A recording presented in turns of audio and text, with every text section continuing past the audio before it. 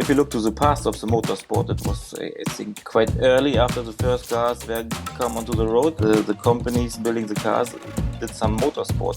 For sure, under the bonnet, it's a complete high-end engineered piece of car, of technique. The cooperation idea, what Audi did now, just not wasting energy on braking or whatever, just having a small battery pack.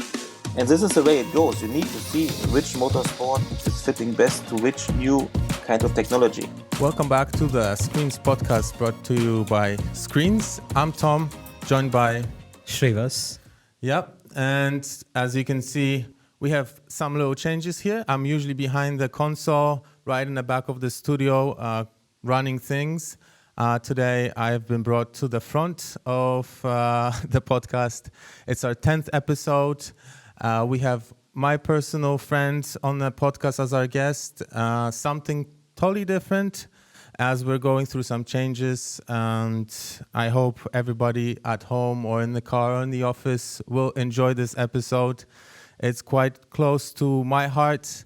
Shrivaas' passion as well. It's not always about HMI and user experience. Sometimes I'm a big motorsport fan. I mean, I follow WRC a little bit, not other forms of rallying, but I admire rally drivers and co-drivers a lot. So, it's an honor to be here. We always send each other some short videos of crazy guys going down the road, 180, 160, 210, and pulling the handbrake into a left hard sharp turn. So, maybe a little bit about who's joining us today. Timo Gottschalk, who's the top three, I guess, navigators of rally raid in the world at the moment. I'm glad to have you here today, not only because we know each other, and although we worked maybe for not the longest time, but I guess 2 years, it's cool because this is the 10th episode, and it's nice to have this idea here that I've been working on for so long and have you as the 10th guest. So welcome, Timo. Hello from my side. Yes, for sure. I'm happy to be guest of one of these episodes and looking forward to a nice time here. Thank you. Timo, you are a person of so many talents. You are because you do many, many different things. At the moment, I guess your career is going through some sort of rejuvenation, kind of, because you had a very slow period for a season or season and a half. I'm very glad to see you back at the races. Like I messaged you before, I'm super stoked for you to see you again fighting for the podium, chasing Nasser and Matthew. As always, can't catch those guys yet, but hopefully one day this will change. But if you could introduce yourself, how you started, what have you done? Because being a co-pilot is one thing, but you've worked on the development side for many, many years.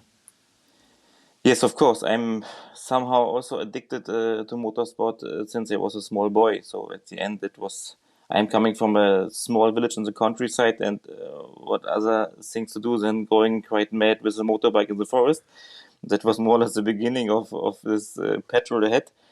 And with the age of 20, beginning of 20, beside my studies, we started with a friend just to do some motorsport, some rallying. And from the beginning, my part was to be the co-driver because he was the owner of the car.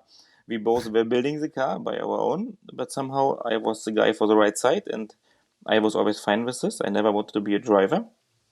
So I was the co-driver, and then for sure in the early years, I think it was 1995 when I was doing my first rally as a co-driver.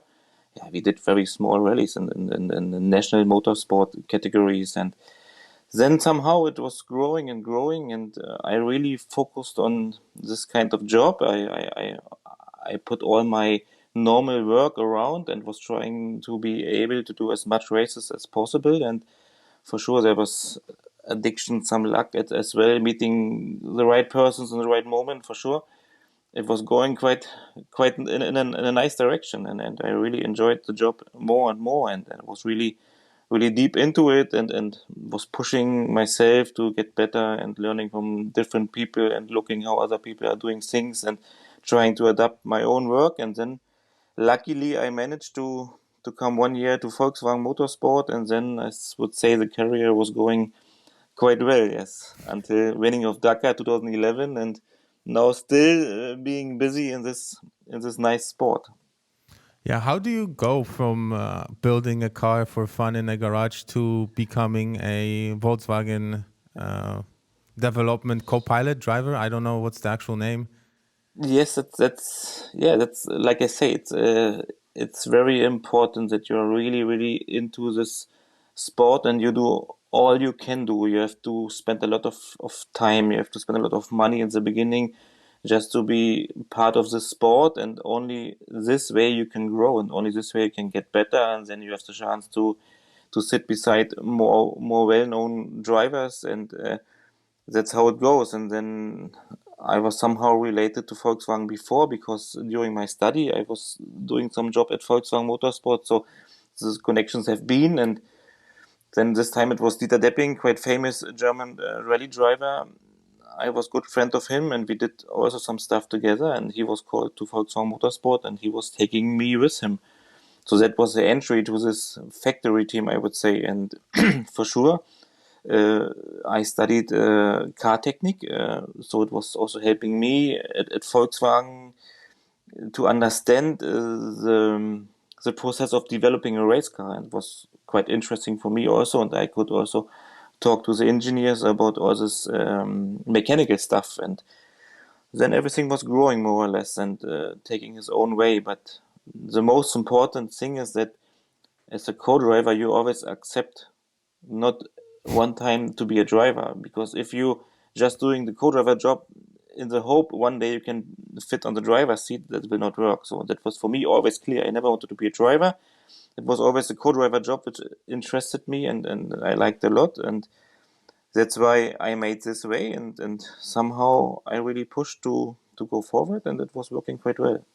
Yeah, sometimes, we talk a lot about automated driving on the show, and what I guess you as a co-pilot and future passengers of future vehicles will have in common is no control over the vehicle and the direction of movement. And I must say, we all think we're amazing drivers until we have our friends sit in the left-hand side and drive us around the village or around some turns they know, and you become super scared. So what were you thinking when you were getting in the car when you were young, and you just wanted to be a co-pilot, because you essentially give some sort of control to totally someone else, and most likely they are not seeing the road like a normal person. They're seeing it the quickest, straightest, fastest line possible. Yes, that's the main fact, and I think also the main difficulties between driver and co-driver. I don't think you can just put a certain driver and a certain co-driver together in a car and then they just go, because it's a big amount of trust in each other. So the driver need to trust the co-driver, telling him the right note, not something wrong, and only on this way, when he's trusting the co-driver, he can go fast because he's going blind more or less, just trusting the word from the co-driver. And on the other side, the co-driver needs to trust the driver that he is able uh, to do every corner in a good speed and not crashing after each second corner. Because in the moment, as a co-driver, when you always look to the left side, if he's doing something mad or something stupid, you're losing your control of the job you're doing. So then you are too late in the note, and then it will mess up like hell. Yeah. So at the end, it's a big value of trust between each other, and this needs to be built up. It needs to be there from the beginning somehow. So that's why I mean, it's not fitting each driver to each co-driver, but for sure it's also a process of building the trust. So for example, if you go with a new driver, it needs a few rallies for you as a co-driver to understand his skills, and then you get more relaxed. You should never be scared. You should be, yeah, how can I say? You should keep attention, but never be scared on the side of a driver. Because if you are scared, think it's the wrong driver, the wrong car, the wrong sport in this moment. I mean, I have maybe one question in this theme of motorsport and entering motorsport, right? It's a bit more of a general question. So today, it's often said that motorsport is a rich man's sport or a rich person's sport. In the past, when you look at it, I'm a big fan of Formula One, and you see people like Sebastian Vettel, Michael Schumacher, the German guys who came in from a very humble background, and today you see so many people who just pay for this E10 drive. And it's now very much termed motorsport in different ways as a rich person sport. Do you think this is still the case? Do you think getting into motorsport and being in vehicle development has become much more inaccessible, or do you feel like there is still a chance for people from humble backgrounds? One fact is clear, that the motorsport is a really expensive sport in any kind of motorsport you're doing, I would say. For sure, when you start as a complete new person into the motorsport, whatever category, there are some small races, some national races, which are much smaller than the WRC, what you know from the TV, which is for sure not that expensive. The races have only 60 or 50 stage kilometer, and not more, and you can go with an old car with different categories, and you still can fight for victory with a quite cheap car, I would say. This is mainly the access into the national motorsport, into the motorsport at all, and this is also, I think, payable for quite a lot of people. But for sure, you can be a quite fast driver, but if you don't have some kind of money background, it will be much more hard to access the sport, and much more hard, I think, to grow also. The problem is that a few countries in the world, they're really, really motorsport addicted, and also the industry is into motorsport, and the whole, all the people in the country love the motorsport more than maybe in Germany or other countries. So it might be more easy to get a sponsor, to get a partner having the trust in your skills and giving you some money. This is quite difficult in Germany, I must say, to find sponsors, especially now in the situation we have now, to find sponsors giving you some money for your hobby, I would say, or for your fun. They really need to trust you, and this is working quite well in Finland or Sweden. We see it since many years that a lot of top category drivers coming from these countries, because they have a special kind of people investing the money into their careers, and this is working quite well. It's a bit missing here in Germany, I must say, but for sure you see much more often now that in the big sport like WRC and also cross country, for sure there are a lot of customers coming with quite a lot of money and being able to pay all this. But there are also good ones, I must say. It's a mix of really good drivers having the budget to do these races, but are still able, even if they're just a paying driver, able to drive quite far in front. This is in WRC it's a little bit different. In WRC, I think the top drivers are all under contract from big companies.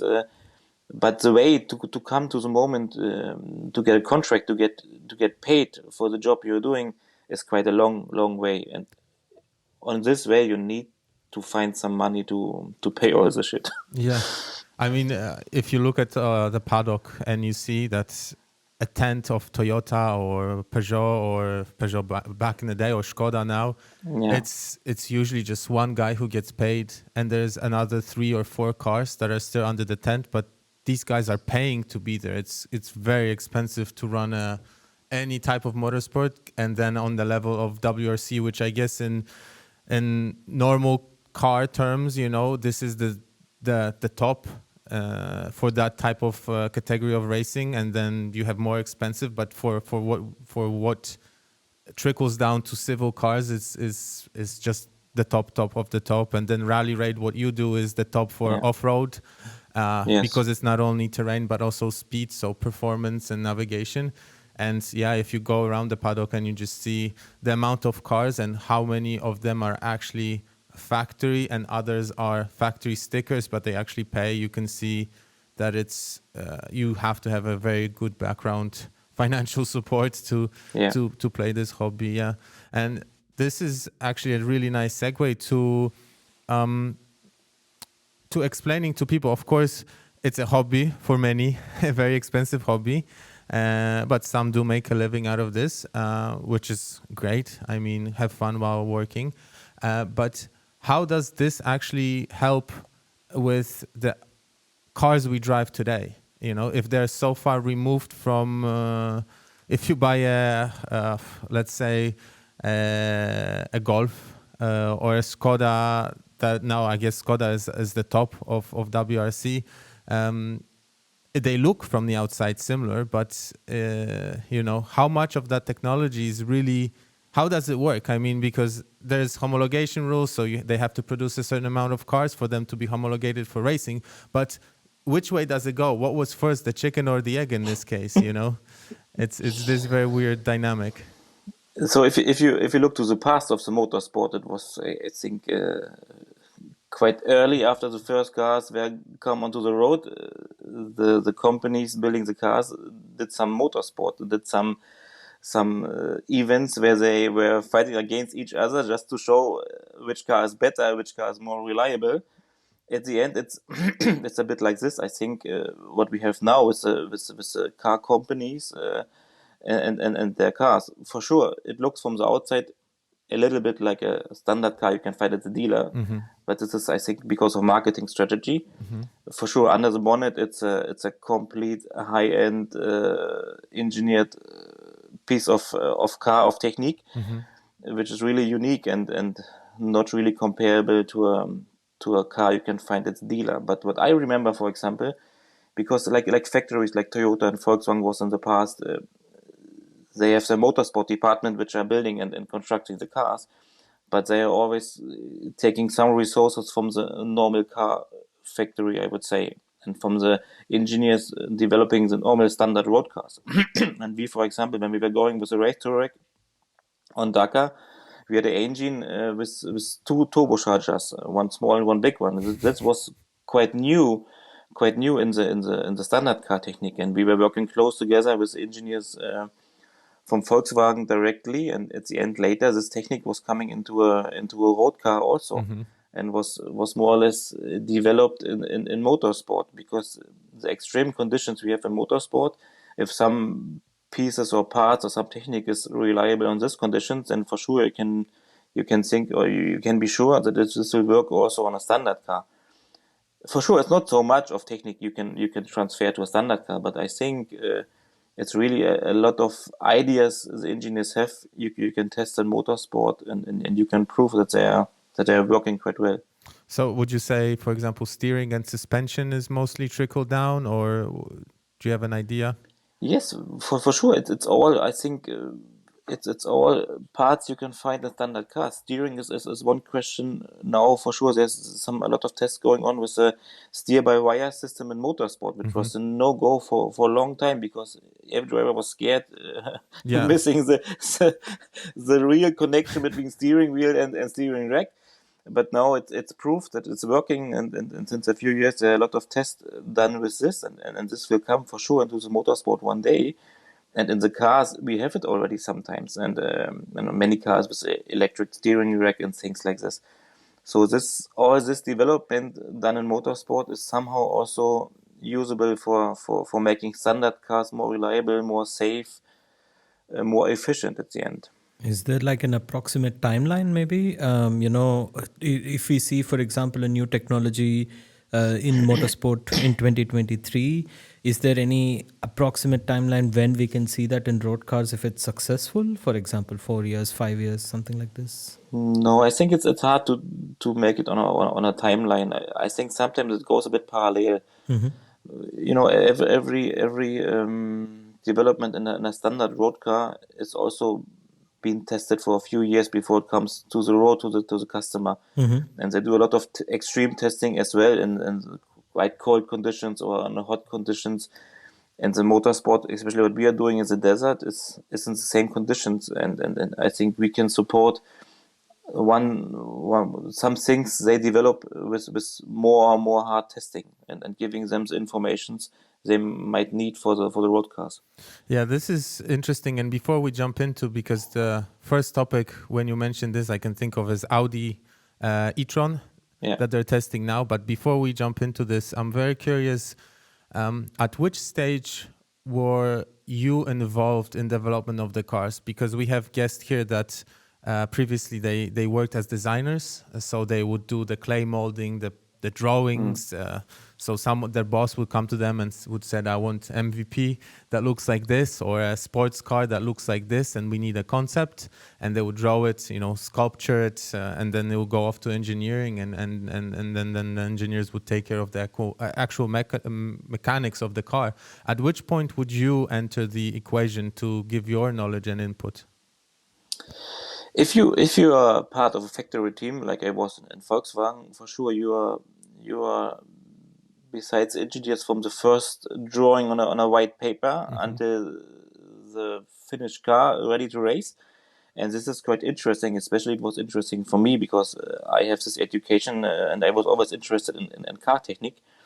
And for sure, as a co-driver, or as a driver, you can't tell them you have to do the engine like this and you have to do the front axle or the front suspension like this. This you can't do. But what for sure they ask you how you want to have your seat position. We have a lot of switches on the dash and a lot of material and machines to work with, especially as a co-driver, all the navigation stuff. For sure, you speak with them how you want to have it placed on the dash and all the switches and extra functions you have in the car. Is quite a complicated system. With a lot of stuff you can discuss with them how it should look like, how it should work, and how you want to have it placed. And at the end, later on, when you start testing the new car, you give all your input to the drivability of the car, how the suspension is, how the engine works, what you need more response from the engine, more soft suspension, more hard suspension, more support on the back kick and things like this. So the full drivability of the car later on, more or less the driver and the co-driver is giving the direction to the engineers what to change and what to do. The main build of the car is more or less the job of the engineers, but the adoption of the car later to the driver and to the co-driver, this is the job you're doing during many kilometers of testing. It's super interesting. And going to Audi, I think they are going the classic route of first having a car for sale for civilians. You could buy the e-tron. How many years now? 5, I think the first e-tron is. Yeah, 5 or 6 years. And only 3 years ago, I believe they started racing the Dakar. Well, it's not entirely electric car. Obviously, they have the 2-liter or 2.5-liter generator in the back, but still the main propulsion system is electric. So this is quite interesting where they have already I can really see this because with combustion engines like you are in Toyota Hilux now, and seeing that car up close and even sitting and being driven on the right seat there, I mean, it looks like a Hilux, but in reality, it's far from it. And with Audi, I can really see the thing that the technology will eventually trickle down to civilian cars, you know. So do you mean the generator or the EV technology? The generator is already there. The 2-liter engine is already there. Yeah, I think, it's a big story and difficult to judge the story with Audi. I see they put a lot of effort into this project, and for sure the idea going electric is not so bad. If the Dakar is the right sport, as a marathon sport with long distances, for electric car, for sure you see they have to put the engine to generate some energy somehow to get the whole system running. But what I like on this idea is just the recuperation of energy we are wasting at the moment on braking, on slowing down. This they recuperate and use it. So at the end, they need a little bit less fuel than we need because they use the energy we are wasting on heat on the brake disc at the end. This idea I like. If it is, I think to go a Dakar full electric, it's at the moment with the batteries we have not possible. But I think always like Dakar and other motorsports need to be looking to the future. And my opinion is that electric is not the full future. I think there are a few more techniques like hydrogen cars or more hybrid cars with a really I would say well set combustion engine and electric, just recuperation using energy, reuse it. This is more or less the future, and I think Dakar is quite a good platform to try also this kind of technique. And I think for Dakar it should be interesting for all of the cars just to see this recuperation idea what Audi did now, just not wasting energy on braking or whatever, just having a small battery pack, reusing the energy you lose on braking at the moment. And this goes in a good direction for me, which is also, I think, usable later on a road car where you want to travel long distance without stopping, I think 2-3 hours for recharging the batteries. And I think this is what we need for the future, for this kind of traffic which is traveling in short time, long distance. So essentially, Audi is really not electric, but hybrid vehicle. Yeah, I mean, if it's you more or look less at hybrid. it, yeah.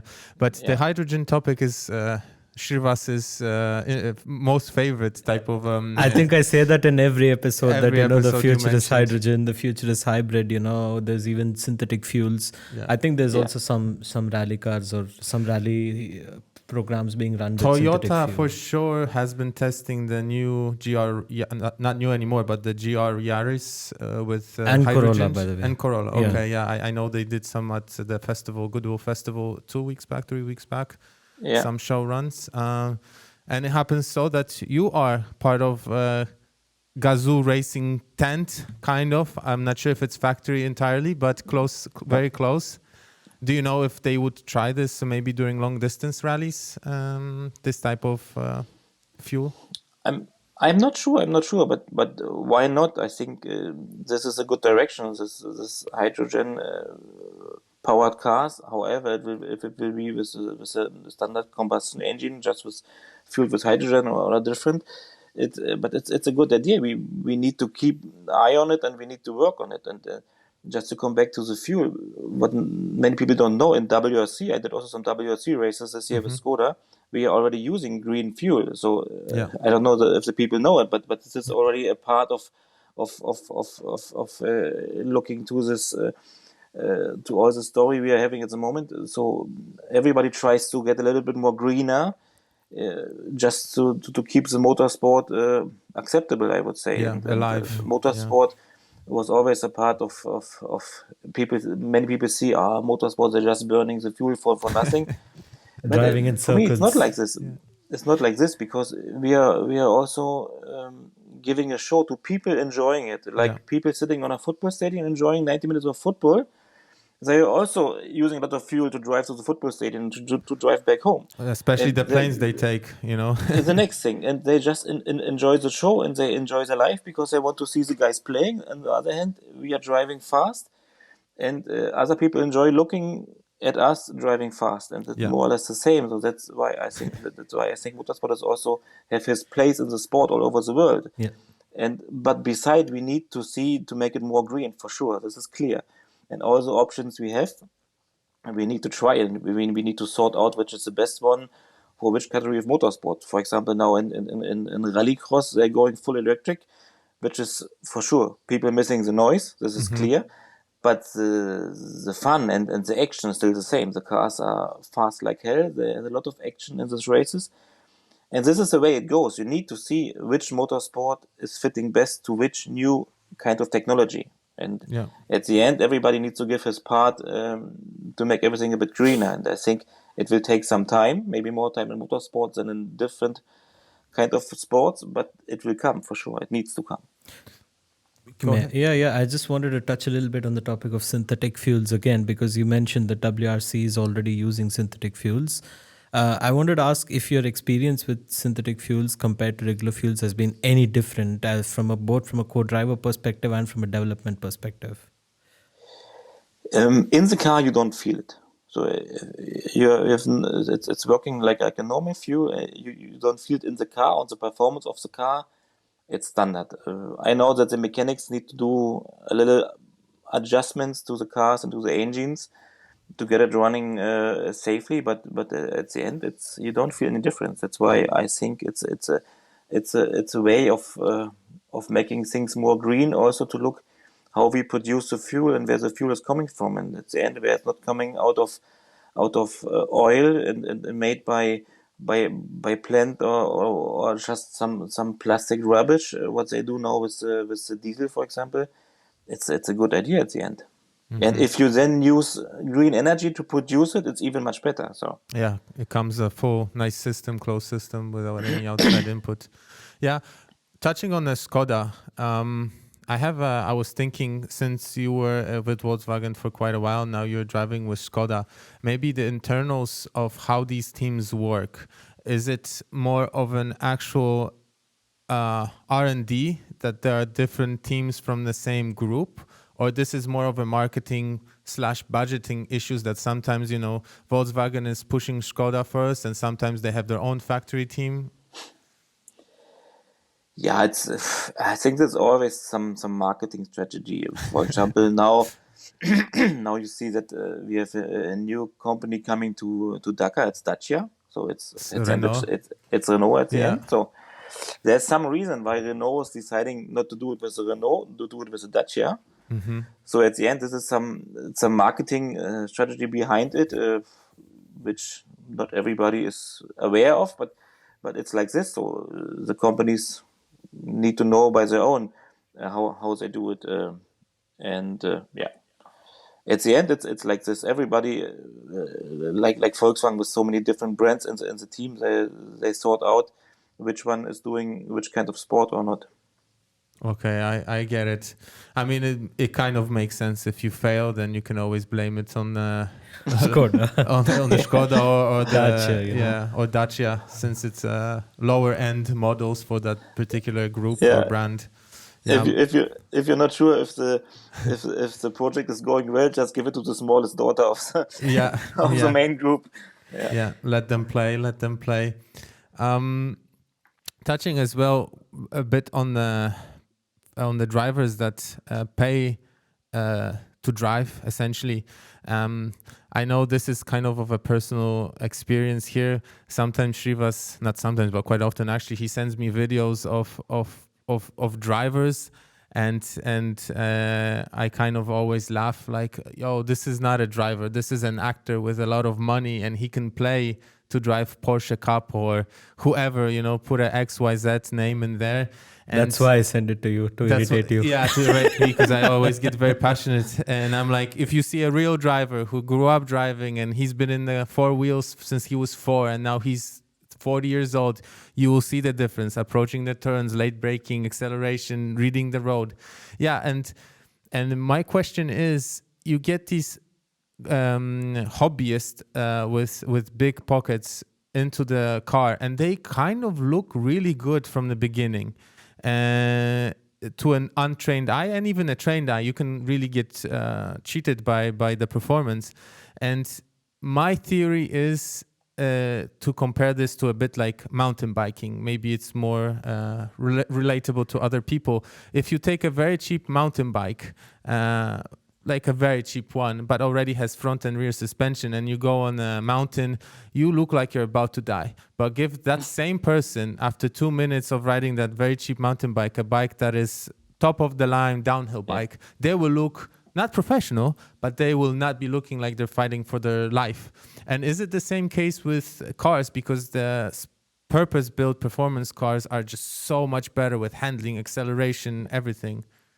It's exactly like this, in my opinion, because if you see in the past in a rally, the Group B in 1980s, which was a hell of a car. It was really fast, a lot of power, but this time the tires and suspension was really bad compared to now. Yeah. And these cars were much more difficult to drive. This you see also on videos how the drivers are fighting these times to keep the car on the road and to keep the car going fast. And it was a complete different story. They were much more hard to drive, and it was much more difficult for them to be fast. And you can hear also those drivers having driven a modern rally car saying it's so easy now to drive this kind of rally car. For sure, it's a WRC car with nearly 400 horsepower. It's for sure still difficult to drive fast in the forest, but you can drive, I think, as an untrained guy, much faster than in the past with the Group B car. So it's really the cars now up to today,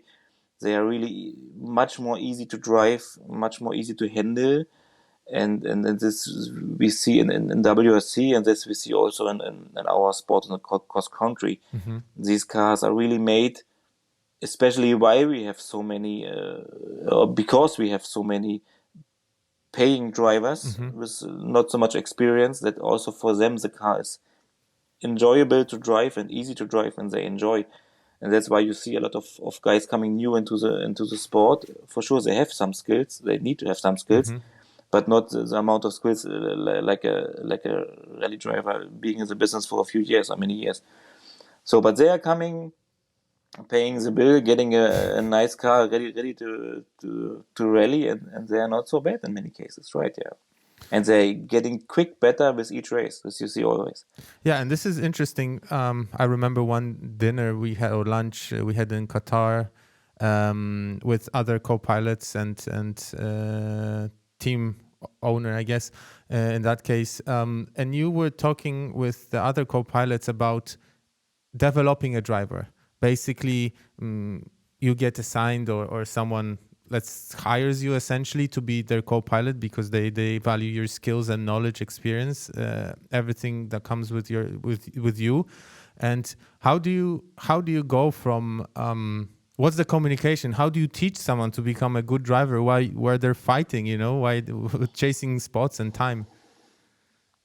It's always difficult. I made a few projects also in rally with young drivers, helping them to come into the sport and training them and in rally. The main thing is you as a co-driver, which like me have been many years on different on the co-driver seat of different drivers, different kind of drivers with different skills and different personalities. You have quite a good idea how people work, how drivers work, I would say. And then, for sure, if you come to a young driver and try to teach them something, in rally at first you have to teach them how to do the pace notes. That's the most important. On rally, to work with the pace notes, to understand the system and to find the own system and finding the trust into how things are working, and also for sure to explain them how a rally works, from time control to time control, from stage to stage, and all the things around. And this is not always easy, I would say. It's depending also on the young driver. Quite often you see at the moment that there are some talented drivers, but they are not 100% into the sport. They like the sports, they like the images, they like to post on Facebook some crazy video of them, but at the end it's more to get friends being proud of him than really focus onto the career he could have if he is good enough. This you have, like I say before, this you have much more in the northern countries, in Finland and Sweden and other countries. It's a little bit missing here, but okay. It's important for us experienced co-drivers and drivers to support the sport and to help young people to come into the sport, because it's a moment we're really missing, especially on the co-driver seat. We're really missing young co-drivers and missing co-drivers to the sport, because at the moment there are more drivers who want to come into the sport and who have some budget, but missing the co-drivers, and this is a really problem at the moment. And we are thinking on every corner about how to solve this problem, how to make people interested in being, I say, just a co-driver, because mainly they want to be a driver, because the co-driver is just a guy Always in the background, sitting beside. Yeah, exactly. So that's also one thing you have to accept as a co-driver. I like it a lot, not to be in the focus all the time. Yeah, I like after a good stage, winning the stage, I jump out of the car and do my stuff, and the driver has to answer 10 million interviews. Yeah. I like not to be the driver, because I don't do it so I'm not so happy to do it. I do it for sure, it's part of my game, but I'm more happy not need to do it so often. So, but that means the co-driver is always in the shadow of the driver, and that a lot of people don't like so much, and that's why there are not so many people interested to be a co-driver at the end. I think the good show of the dynamic inside the car, there's this very old and famous video of Samir. Samir, you're breaking the car, slow down. Listen to me, Samir. Yeah, exactly. So I think that kind of shows the dynamics, but that goes in the mind, not so out loud. When you're teaching someone to drive, but essentially to be a better driver, rally driver. For sure. This video is extreme. It's really funny, but it shows how it can go with some drivers, for sure. Yeah, it will not be like this all the time, but that exactly is a part of the co-driver, to get the driver down to a value where you can survive and where you can see the finish.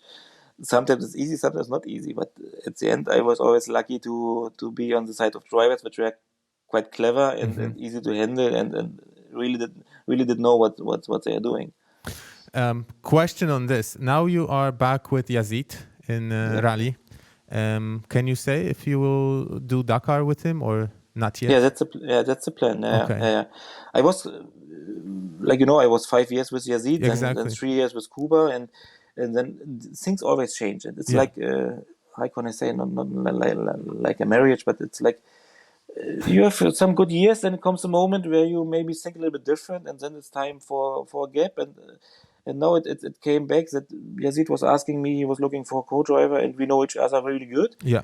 And now I would say now at the moment it's even working better than the time when we finished the work together, because everybody was moving on somehow, was changing himself a little bit, improving himself a little bit, and we're really enjoying each other with each other in the car now, and it's working well. And the plan is to do also the next Dakar together, right? And that was actually, you almost answered my question. How is, obviously, if you feel comfortable talking about this, he's your driver, but how did he improve in the 3 years when you were away with working with someone else? Can you see a difference?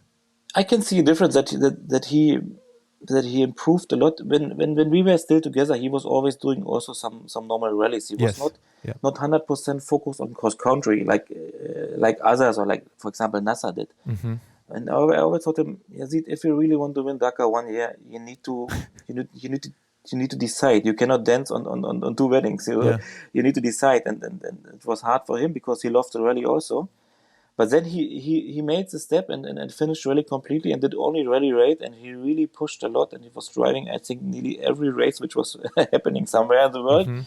Really a lot of mileage during the year, and this you can feel now on his driving. He's so confident with his driving and what he's doing, and with his car control. It's impressive, his car control. So on every strange situation, he's able to keep the car on the road somehow, or to avoid a big crash with a really good reaction.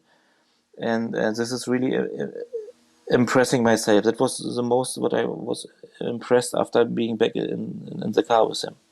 Yeah, I can see this change even when I watch some clips from different rallies through the year. And obviously Nasser was untouchable almost when we worked together, when you were with Kuba. I mean, he was really on a different level, and you can see it through video, but when you're in person at the stage and you see him attack the turns and even attack the straightaways, he's animal. He's really crazy. Like, he has no family, no fear, no nothing. But now when you talk about Yazid, I remember there was, I think it was before you guys teamed up again. He was with someone else. You could see that watching the clips and seeing Nasser clip and then having Yazid's video on your phone, you could see that he was approaching the turns more aggressive. He could flick, like it was more finesse. I don't know how to explain to someone who's not watching the video. I could probably analyze, but it wasn't just like brake, turn, accelerate. It was more of actually way more skillful than what I remember, from years before. Yeah, that's what I mean. He's really, really, I would say, one piece with the car now. Mm-hmm. He's driving since long time the same car, which is suiting him quite well. And for sure, he knows now how to push and where to push and how to keep the speed. Sometimes maybe a little bit too wild, mm-hmm. But okay, it's okay. It's still fast and working very well. And he is. I would say also much more fearless than before. Mm-hmm. Before he was on some situations, especially now in cross country, we don't know the track before, so it's completely new. We're coming blind, not like in rally where you have been the recce 2 times on stage before. Mm-hmm. And now, especially in Italy, I remember 2 places we were really on a small track close to a sand wall and the forest, and there was some crest, and he was going flat over the crest, and I looked at him and said, wow. And he said, yes. So he was so confident that just with seeing the first time the crest and looking into it and having knowing himself about his own skills and just going flat over, and it was working for sure. It was a big jump. It was a long and big jump, but at the end it was working. That's what is making him quite fast. Just the self-confidence in the way he's driving and the way he's using the car. And there has been some big changes in the cockpit for you, essentially for you, because with navigation going fully electronic now with tablets, iPads. I'm not really sure which device they actually use, but it doesn't really matter, I guess. For us, probably you would Apple or Android. We would probably go crazy. But for you, it's just a tool. And I remember they just started testing just when we were in, I think, our second year of working together. They slowly started introducing, and you were very curious how this will develop. And I know they had some sort of mock-ups, like apps you could test before on your computer to see the remote, how that whole thing is working. So how has it changed? How is it for you? Yeah, now we are fully electronic, so we don't have any paper notebook anymore. So we have a device which is not Apple, it's Android. It's a different company, but which is just showing us the roadbook in digital form. It's like an iPad size, I would say, with some more navigation stuff inside, some compass and some trip master. When I remember when the first things came onto the table, that it goes this way of development, and I was really against it, because I was always in favor to having my roadbook one evening before, looking to it. With this, at least I could figure out some tricky places, I would say. Now we get the code for the device just 5 minutes, or just opening the stage 5 minutes before the start, so you have no chance anymore to look into the stage. You see every roadbook box, every drawing, just the first time you approach it. But who does the drawing for you? How do you do caution? How do you do all this? That's all done. It's all done in the roadbook. The roadbook is much more precise than before. It's fully colored now. So what we did before by our own as a co-driver, coloring the roadbook, marking the big dangers, and making some extra notes, is more or less done already in the roadbook. I must say they did a good job on this. It's really nice and handy now to use it, but that was the main point to do. Otherwise, nobody would have accepted to have it this way. Yeah. There's one good thing on it. I remember before on normal Dakar with a paper roadbook and making all the extra notes in the evening, you were sleeping maybe 3-4 hours a night. You were working for a whole night. Now I grab more sleep during Dakar than I do at home, because there's nothing to do after the stage. No roadbook. You can go to the physio, you can go to eat, you can speak with the mechanics, with the engineers, but that's it. And then you go to sleep, and you have a proper long night of sleeping, and you are quite relaxed in the next morning. But it gives you much more pressure, I must say. To see the roadbook the first time just before the start of the stage, it gives you as a co-driver much more pressure, because the amount of mistakes you can do is bigger than before, when you have seen it before and you make yourself some own marks in the roadbook where you know you have to pay more attention. It's a bit more stress for the co-driver on this side, but more relaxed if you see the time you spent before with doing it by your own. Yeah, I was actually curious. The first time you went out and you see the caution coming up and it's all colored, did you have your stomach kind of go, what's going to happen? Because, you don't know how they graded it, how they colored it. Yeah, that's that's something you have to trust on. That's why also on the main events like Dakar and other cross-country events from the championship, they try to have always the same team of guys doing the roadbook, which is quite important, because then they have their own level or their own judgment of caution 1, caution 2, caution 3, and that is more or less always the same. Before, we had the problem that always different people were drawing the roadbook, and then the evaluation of cautions was quite different, and then you needed, I think, a few hundred kilometers to understand how he means it, and this is really taking you a lot of trust. If sometimes this one caution is caution 2, and sometimes you tell your driver caution 2 and there's more or less nothing, then it's also not nice. So at the end, it's important, and we all agreed together that it's important that the guys doing the roadbook, putting the cautions, making the drawings, a small group of guys doing it always, and then you speak more or less the same language, I would say. Just to touch on your sleep and lack of work, I don't know if everybody listening to us is aware how it used to work with the roadbook. I once was assigned to a motorbike rider, and we did Dubai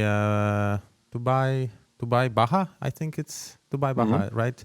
And I told him, like, his name was as well Kuba. So coincidence. I said, Kuba, you know, I will be doing my media and I can be awake till 2 in the morning working. So you go to sleep. And he's like, no, brother, we go to bed together. You have the road book every day. So yeah. And Dubai is a small rally considered Dakar or anything else really. So it's always around the city and the United Emirates. So that's very interesting to see. Would you say that makes the Dakar easier than in the previous years? Not easier. It makes it more relaxed for co-drivers. For example, for the driver, nothing changed, I would say. But for the co-driver, it's much more relaxed now because you have the time to rest in the afternoon after the stages. Before it was really hard for co-driver because you want to be a good driver, so good co-driver, and so you nearly take the whole night to try as much as possible, prepare yourself with the stuff you have, and then we were checking Google Earth, we were doing so many different things just to understand what's going on the next day, and just to be as much as possible into it. Was really taking a lot of time and taking a lot of energy. You are saving now with having a good sleep in the night. Maybe even now you are more concentrated, especially in the second week as a co-driver, because you can grab just much more sleep than before. For sure, before with 3 hours, 4 hours sleep per night, the second week was really, really hard. Want to touch on that still, since we, I think, left the subject of developing cars. Dakar is in full swing. I guess I was personally very sad when I saw you being left behind for this year's Dakar. I guess you didn't have a plan until the last moment. Then you had Lucas, which was unbelievable. You know, I've been a fan of Dakar Rally since I can remember. I am the kid that when Marek Dąbrowski and Jacek Czachor, the two Polish, they were not the first guys to race. There were a few guys from Lublin who were the first, but they recommended to Jacek and Marek to race. And I was the kid that waited at the airport for them to arrive to have autographs, you know, and then obviously years later I was having beers in the paddock with them, which was quite an experience. So I've been in the lifestyle quite some time, and yeah, every year I follow Eurosport, and obviously working closely with some team. I could see the insight, but seeing you kind of left on the ice was really, really, really sad for me. Knowing you personally, and then knowing how the industry works, and then you get Lucas with, I guess, almost no expectation, I guess, but at the same time he was already Brazilian Red Bull, so obviously someone has invested quite a bit of budget into him. How was that whole deal coming along? Yeah, it's always like this. As a co-driver, you're hired by the driver, and then you're also fired by the driver. Yeah. for what reason ever. So it's always like things are changing, projects are changing. So then one day you get a message and you say, you have been said that, okay, you need to look for a different driver. It's like this, but I say always, after so many years in the sport, I have quite a name, I would say, a lot of experience, and it's not hard to find a co-driver seat. Yeah. But at the end, also, after so many years, I'm more focused to sit beside a driver who can fight for the top 10, I would say, and not with a driver who's driving far behind. And like you say, always one door is closing, the next one is opening, and it is really always like this. And so for sure, it was a few weeks of not knowing what to do and thinking to go as a truck driver with a team to Dakar or something like this. But okay, you just, when you realize you need to look out for a different driver, you just start to talk to different people. Yeah.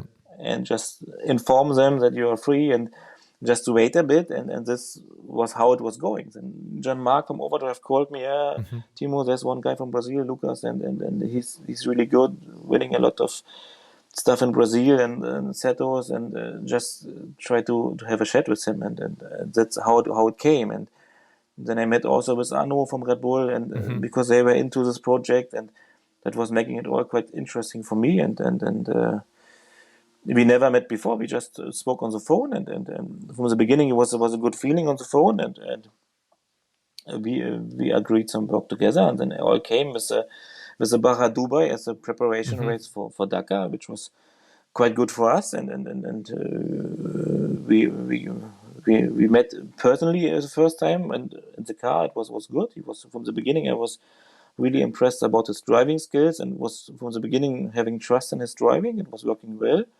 and then the Dakar, and for sure we both went to Dakar with not so big expectations. He told me before, if I can be one day in the top 10, I would be very happy. I said, wait, we will be top 10 at the finish. I was really, no, never. And he was really putting himself a little bit, I think, too far into the back. From the first meters, I was realizing that he's a good one, and he can be for sure able to be in the finish on top 10 if everything is working fine. Yeah. Okay, at the end it was a podium with a third place overall that nobody expected, also not me, for sure not. But I think it was quite a good year. Many teams and teams struggling, suffered on early punctures in the beginning, and I think our advantage was not having the pressure, and I always controlled them a little bit, especially the day where all had more than 2 punctures and had to wait for assistance. I told them, no, go slow. You will see the cars will park left and right with having no spare tires anymore. And that what happened. That was a main key of the rally. And I always tried to let him go where it was okay for me and where it was safe, and just to slow him a bit down where I thought, okay, here the problems will come for others, and we try to keep out of the shit, and that was the key at the end, I think. And then we really had a good race, enjoyed a lot, and now he's trying to get a new deal for Dakar next year. It looks quite good. He's now, I think, official Toyota Gazoo racing driver in Brazil. And he just signed. I think he is a young guy with who can have a good future in the sport for sure. Yeah, that's amazing. How did your thought process when you started seeing your overall classification going up? Yeah, it was really impressive, and it was putting also a lot of pressure, especially the fight with Sebastian Loeb at the end for second or third place. But I said, okay, it's Sebastian Loeb. Look at the name. Yeah. If he is second, we are third, it's still fine. As long as we are on the podium, it's more than everybody expected from us. And so at the end, we let them go, and we try to save the podium, and that's what we did. Yeah. Coming to stories from Dakar, some maybe unusual, maybe people don't realize, but if you break down, you break down. There are penalties for assistance, and you have to do some fixing yourself. I know that you're usually very fast to help and fix. Would you call yourself a good mechanic? Yes, I would say yes, because I was into mechanic stuff very early when I was a schoolboy. I was working in a garage in my home just to help, and I always enjoyed it. That's why I also studied this direction. So, and I always was interested to see what the mechanics are doing on the car, how they repair something, and especially for Dakar, we do some trainings before just to help ourselves out in the desert, just to change a belt from the alternator, or just to fix some smaller issues, to change the drive shaft and to change the A-arm. And this, I must say, I'm quite good in it, because I'm doing it more or less every day at home with my own cars in my small workshop, and I learned it, and I think I have a good hand on repairing cars and finding problems, and just also to solve problems out of the desert in a different way than normal, I would say, just to help you out with the stuff you can find inside the car or in the desert. Yeah. I have from your time working with Kuba, I remember when you guys had to remove the gearbox, I think it was, on like day 1 or day 2, so very early on, very unlucky.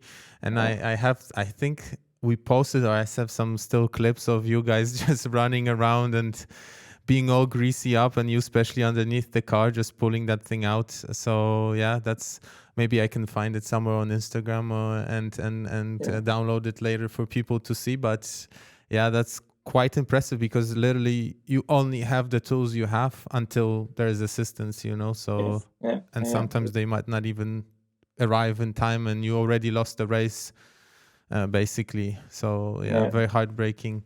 But crazy stories. This is always something that when spending lots of time in the car with Kuba, we would always talk about this.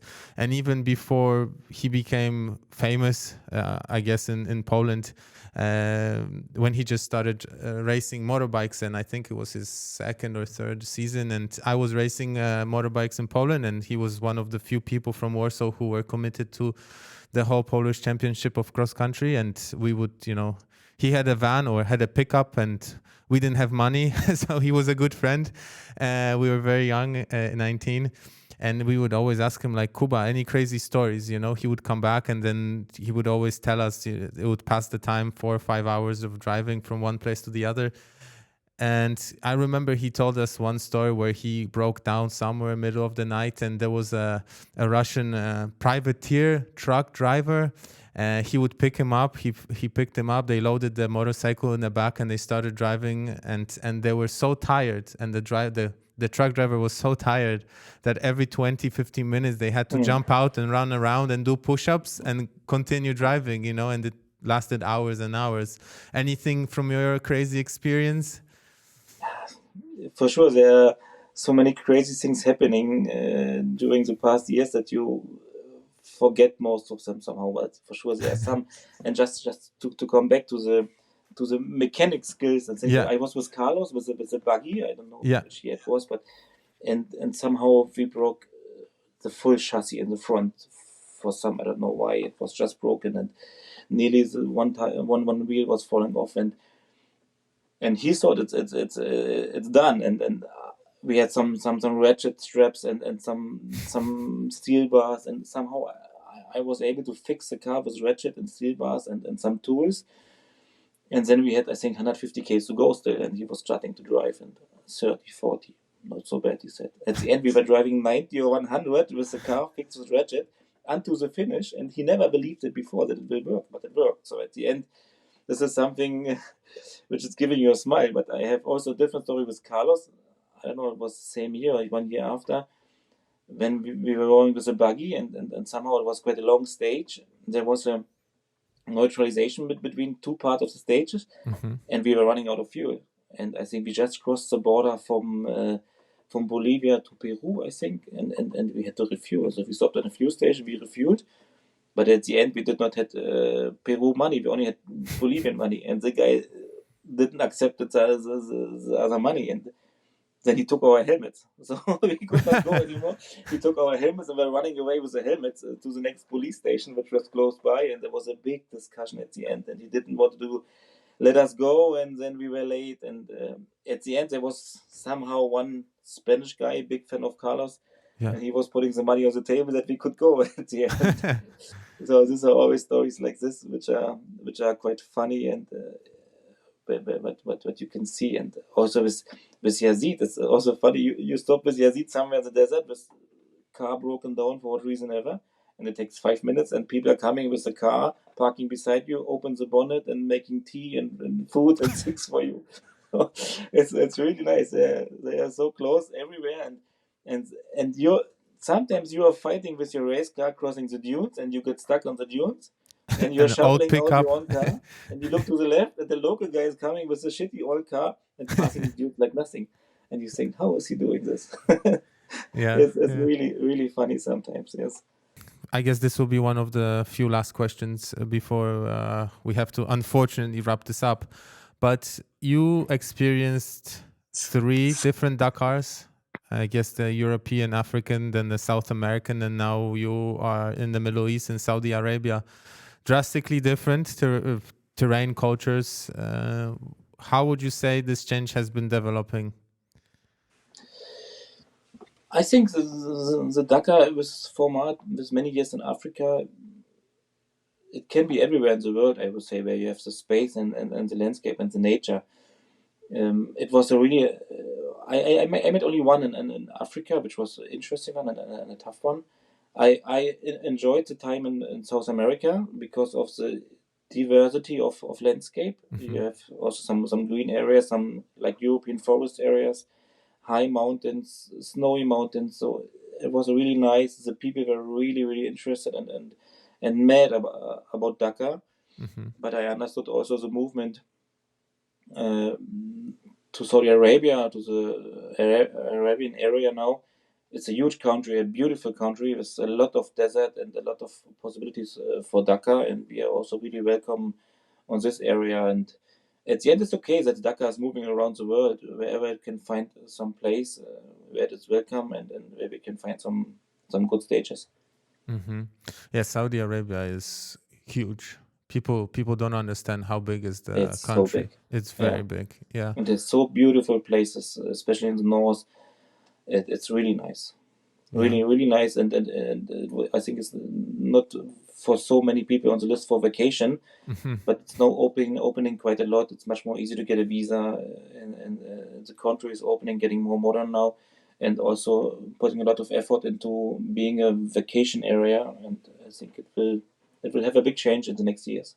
Yeah, that's amazing. Watching all the footage, it's even very diverse stage to stage. I mean, there's dunes and there's flatbeds that are very hard packed and sharp rocks and mountains, and it gets cold as well. I see the motorbike guys dress up like it's winter time in the morning on the license, and it's very strange.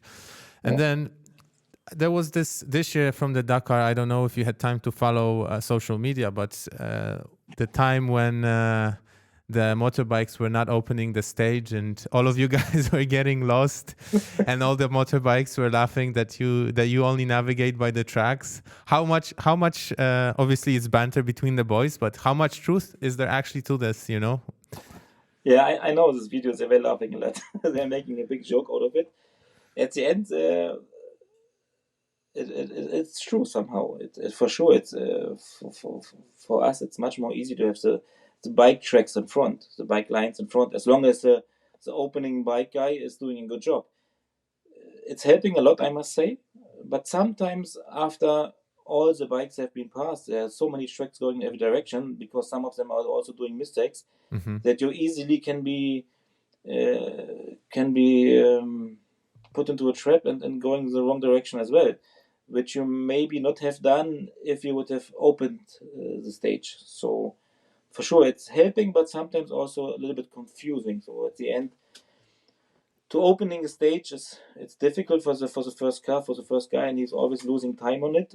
That's why they also make some new system for the bikes to get some time back for being the first bike on the road, which is quite working quite well. It's good, but it's a better feeling to have the bike lines than not having them. But I would not say that if there were no bikes in front, we will get always lost. That's not like this. Yeah, it's impossible. I mean, you are great navigators, and you don't only race the Dakar, so you race other rallies around the world, so you can for sure find your way and navigate the road book quite well. So definitely. Yes, I wanted to as well touch on one point when we are with the motorbikes. I'm not sure if probably most people are not aware because they don't follow the racing so close, but these guys on two wheels are crazy. I mean, they have the same times as you in the car, and that means going through the desert at 180 kilometers an hour, tapped to the bottom. And without a co-driver, right? No, they're navigating and driving themselves. They have to look at the tower with the road book and navigate their way and not die at the same time. So it's unbelievable how, you know, their cojones are the size of moon, basically. I thought we said no swearing. It's in Spanish. We're speaking English, so it's fine. No, but it's unbelievable respect. I think people just don't realize. I mean, try go on the Autobahn, even you're going 160, 180, and try to look, you know, on the other side in the mirror if no one's coming to you, and then look forward and look how much distance has passed in that 3-4 seconds. And imagine now fighting the terrain, reading the road book for caution, making sure you stay within some sort of line that you can drive the motorcycle and doing multiple things. And these stages are not like 13 kilometers motocross kind of stage. These are like 360 kilometers, and before you did 110 liaison. So you've driven for an hour and a half already on the public road, and then you have to motocross your way through the desert for 4 hours. And try driving on the Autobahn for 4 hours. You're pretty tired when you get to your destination. And imagine actually racing. So motorbike guys, crazy guys. Doesn't take away from the car guys. It's just, they have a cage and they have a bit more safety features. But yeah, you guys are really different breed of human beings to do this, Yeah, the bikes is a big respect to those guys, which are really amazing, like you say, traveling the whole day on the bike alone, going the same speed, mainly like us, but doing two things at the same time, driving fast, reading the road book, and they have no time to relax because they already to be focused in a rally car on the road section. Sometimes even the co-driver can drive the car, giving time for the driver to relax a bit, and they are, like you say, early, cold, sometimes it's raining. There's so much harder for them to survive these days, and that's why I really have a big respect on the job these guys are doing. Shrivaas, any curious questions? Before we close, maybe one thing. I know there is one Indian team that has a motorcycle in Dakar. I think it's Hero Motorsport. Yeah, I think they use Sherco, which is KTM essentially. Yeah. Yeah, but it's the team is essentially Indian, if you know what I mean. Yeah. And any chance of rallying and Dakar coming to India? I never say no. At the end, why not? It's a huge country for sure, with a diverse landscape. Also, I think you can find more or less everything what you need for Dakar in India as well. And you can see also in China, we have been with the Silk Rally, and they have a Tagliman Rally, which is a huge one, nearly the same size like a Dakar in China, which is really going well. And I would never say no. It would be also for sure one area where the Dakar can come one day. Why not? I would love to see that. Yeah. I mean, they bring so much exposure to India. I follow them on social media, and it's just like, the Americans have really grown into being top contenders because they have a huge desert. And us Europeans, we have to go to Morocco, and now Dubai, I guess, has become the new place to train. But India as well has so much to offer in terms of I think nobody would have known what is Dakar if it wasn't for Hero Motorsport's entry. Unbelievable. So nobody would have known that, and motorsport is not that big in India. It's Narayan Karthikeyan in Formula 1, maybe Karun Chandok. These guys, they were there. That's a big achievement for us. But there is, I think, one famous rally driver called Gaurav. And besides this, nobody knows anything about Dakar. I mean, I myself found out when Hero Motorsport posted that, hey, we have a motorcycle running in Dakar. Like, what is Dakar? I would love to see Dakar and rallying come to India as well. Yeah, it's unbelievable. We think it's the biggest event in the world, but still it's so small compared to many sports. So it would bring the exposure would be unbelievable, truly unbelievable. Yeah. It would be great. Timo, unfortunately, I hate to do these endings. I mean, I'd never done them before. It's the first time, but seeing how we have to abruptly end, I could continue our conversations for 3 more hours and get into more nitty-gritty of things. Probably bore our audience to death with doing so, because it'll be very insider-like. But still, if you would like to promote, you have a social media channel. You're always very active during your rallies, posting lots of stories and very good, nice content. If you could share where to find you, please. Yeah, we always try for sure to bring it out to the world, what we are doing, and the love of the job we are doing, and the nice pictures. And for sure, Dakar stands for really impressive pictures of landscapes and a mix of racing cars and the nice landscapes. So you can find me mainly on Instagram under my name, and on Facebook as well. So, and I have also a homepage, only in German, but for sure you can translate. So I would be happy if some of the viewers here will follow me and just be with us on the next races. Perfect. It's been a pleasure. You can find this podcast in audio form on all the major podcasting platforms. So Amazon, Apple, Spotify, and then video form as well will be YouTube and Spotify for a change. So we do the video very strongly. Again, Timo, it's been a pleasure.